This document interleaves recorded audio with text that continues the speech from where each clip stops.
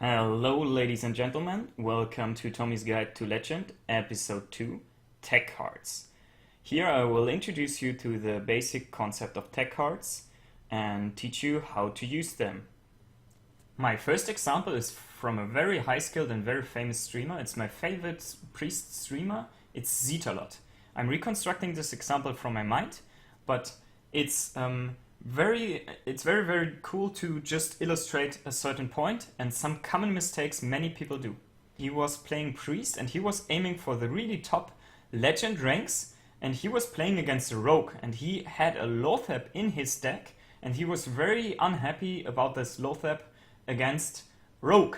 And then what he did after that game, he immediately switched that Lothep to Harrison Jones because he wanted to counter specifically rogues.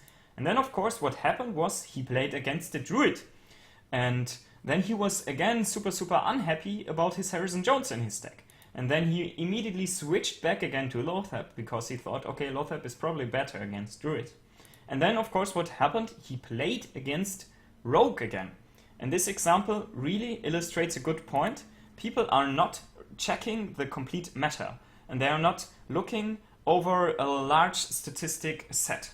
So he was frequently changing one card, which is pretty good. You should not change too many cards. He was kinda not really taking the comparison into account because I think Lothep is still alright against Rogue. Of course, Harrison Jones is a huge tempo swing, but Lothep is still alright against Rogue in my opinion. But it's not that tech cards are required to get to rank 5 or something.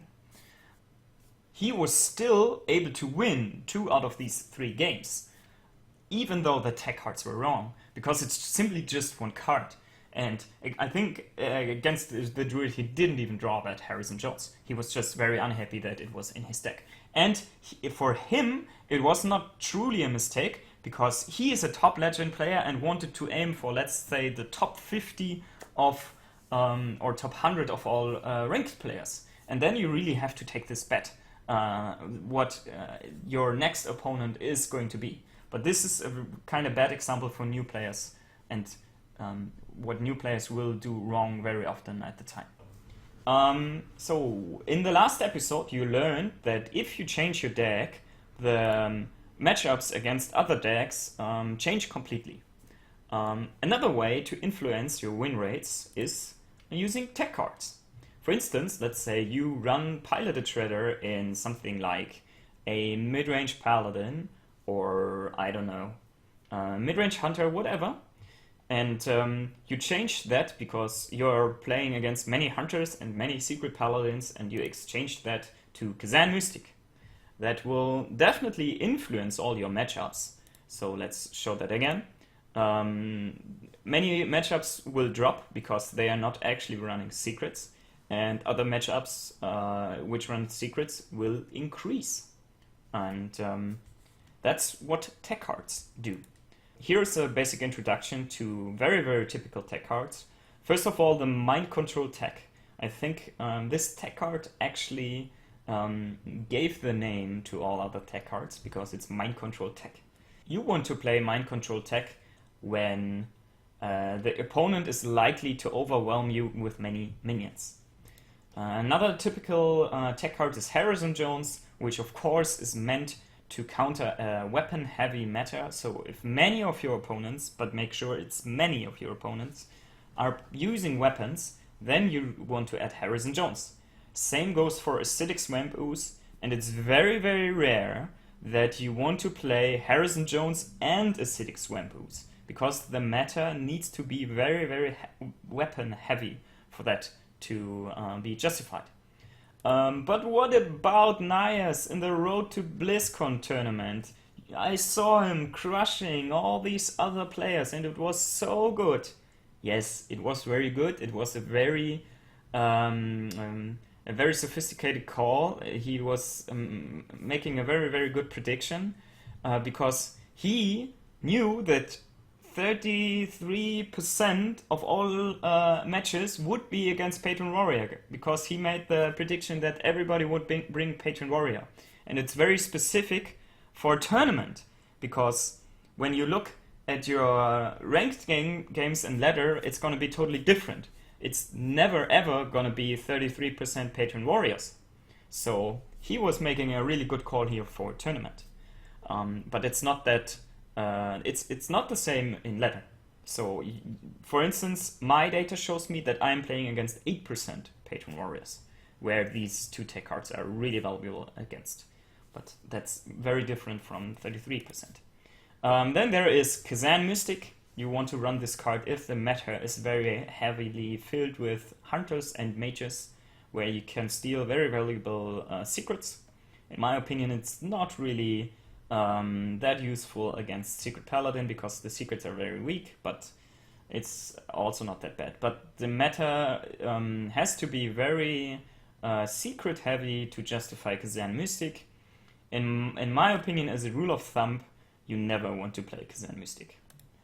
Then there is the Black Knight. The Black Knight is a great counter to control heavy decks with huge taunts like Ancient of War or Druid of the Claw, that kind of stuff, or Taunted Molten Giants. So if the meta is a lot of druids and a lot of handlocks, then you want to think about the Black Knight. Counter to Dr. Boom.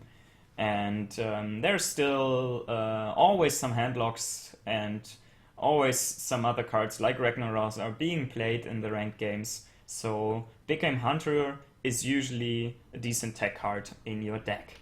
To give you some examples where I consider it deck building and not teching, recently I exchanged my Cockhammer, which I was running in my midrange Paladin, to Zombie Chow. And I also exchanged my Knife Jugglers to King's Alec. And both of these exchanges I would not consider teching. I would call this deck building because I wasn't really aiming to counter something specific with that. The Knife Juggler was mainly removed because I also removed Haunted Creeper and Unleashed the Hounds. And that would significantly weaken my Knife Juggler, and I was not running Hunter's Mark at that time. So that's why I thought, okay, King's Alec is a really good addition to this deck. It's improving my Houndmaster and that kind of stuff. And the Cockhammer I mainly removed because statistics were telling me that I was losing a lot when I was playing Cockhammer. And that's why I wanted to try Zombie Chow. So, but yeah, again, this is just to illustrate that tech cards are very closely related to deck building. So here's an example about my midrange Paladin, where I asked myself if I want to add Harrison Jones to my midrange Paladin. This was some weeks ago, and I looked at my TrackObot data. In the last episode, I explained to you that I'm using TrackObot to track my statistics and showed you examples how I can read that data. You can also make use of that data to analyze if you want to add a tech card to your deck or not. So now you can basically evaluate if you want to run a tech card like Harrison Jones or not. So I will now give you two examples where I was asking myself if I want to run a certain tech card or not. So I was analyzing my data and then I made a decision based on that data. So here's the first example with the Harrison, and I played against roughly 15% Secret Paladin, roughly 10% midrange Paladin, roughly 8% midrange Hunter, roughly 14% Warriors, and then another 4% Face Hunters and another 3% Aggro Paladins. So it was roughly 54% weapon decks. So that's quite a huge number. So I thought, wow, it's really close to add Harrison Jones to the deck. But then I thought, oh, okay, well, Secret Paladin is a good matchup anyway. And also I thought, okay, well, Hunter is not too weak to Harrison. So kind of the main reason were the Warriors. 14% Warriors, that's quite some number. But in the end, I decided, okay, I don't want to add Harrison right now. But it was really, really close. But I also didn't know really what to remove for Harrison, and the comparison kind of didn't work out for me here. So another example I want to give you is Flare, because many people ask me why I don't run Flare in my midrange Hunter.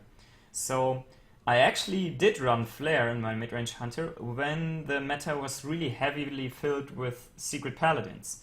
But when I looked at this data, where I did my final push for Legend, I saw, okay, Secret Paladins are decreasing. They're vanishing from the ladder. So, and then I thought, okay, it's then another 8% mid-range hunter and some mages and some face hunters. So I thought, okay, again, Secret Paladin was a good matchup anyway. And then I thought, okay, Mirror Entity and Freezing Trap are not that strong that I need to counter it with Flare.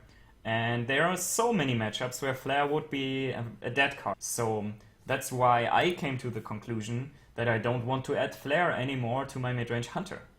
But of course, 1 week earlier, it was the ranked games were really filled with Secret Paladins. I had almost faced 20% Secret Paladins, and then, of course, the Flare is significantly better.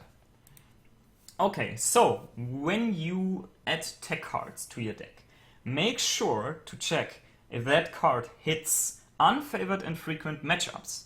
Because a very common mistake what people do is they lose 2 times against, let's say, a hunter with a freezing trap, and then they're like, oh man, I need to counter that freezing trap. But they are not looking at the stats, and they are not realizing that, for instance, they lose 10 games against Patron Warrior, and they don't gain any value from Kazan Mystic against Patron Warrior. So make sure that you really work on your specific matchups. And really keep in mind that the tech cards have influences on all your matchups. So when you add a tech card, you're significantly weakening the other matchups you have. And make a comparison to the card that you are removing. That's really important, and that's what very, very little people do. All the time I see people, including myself, walking over the deck lists and are like, I want to add this card. Which card should I remove? So you have to make sure that you are really making a decent comparison between the card you're removing and the card you want to add. And I will put a tool in the description, actually, which I couldn't really use in depth at, so I cannot really explain it here very well in that guide, but that tool actually makes some evaluation which card is performing well in your deck and which card is not performing so well in your deck. So make sure, if you want to use that tool, you need to have TrackerBot, but then you can check it out in the link in the description. Avoid changing cards after each game. That's a really, really bad habit, in my opinion. You don't want to do that.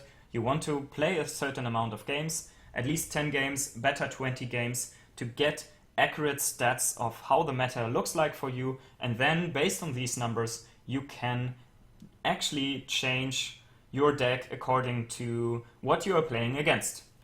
And also avoid changing multiple tech cards in a running deck. I see sometimes people in the lower ranks replacing something like Eaglehorn Bow maybe in a mid-range hunter deck, and they replace it with Echoing Ooze and Kazan Mystic. And I'm like, why are you using these 2 tech cards instead of your main core card, which will win you so many games? So make sure you really know which cards to remove from your deck, and make sure to not add too many tech cards to your deck. Also in the lower ranks, I really recommend to avoid tech cards most of the time completely, maybe except for BGH. In the lower ranks, the meta is really chaotic and not well organized, so just avoid the tech cards completely and you will be totally fine. Okay, my last point is kind of that there's always some flexibility involved and always some opinion. So I like to have 1 of each card if I never want to have 2 cards in my hand. For instance, in my mid-range Paladin, I like to have 1 Blessing of Kings, 1 Equality, and 1 Owl, because I kinda never want to have 2 of these in my hand. But on the other hand, there's still some opinion always involved. For instance, in my mid-range Hunter, or in my Face Hunter, I love to play 2 Iron Vigals, because that card there won me so many games and has so nice beast synergy that I really like to have 2 of them. So some famous streamers will really swear on their specific tech cards, and other famous streamers will swear on other specific tech cards. Alright, let's summarize this. I gave you a basic introduction to the most common tech cards. I told you that you should analyze your statistics and add and remove tech cards according to your personal meta. And you should really remember that the tech card influences all your matchups and not only the matchups you are targeting for. And as a basic recommendation, avoid tech cards in the lower ranks. The next episode will deal with the coin and the mana curve and common mistakes people make with this. That's it. Thanks for watching. Please leave questions and critics in the comments as always. Make sure to follow the rules and summon Hafa. See you in my next video. Bye bye.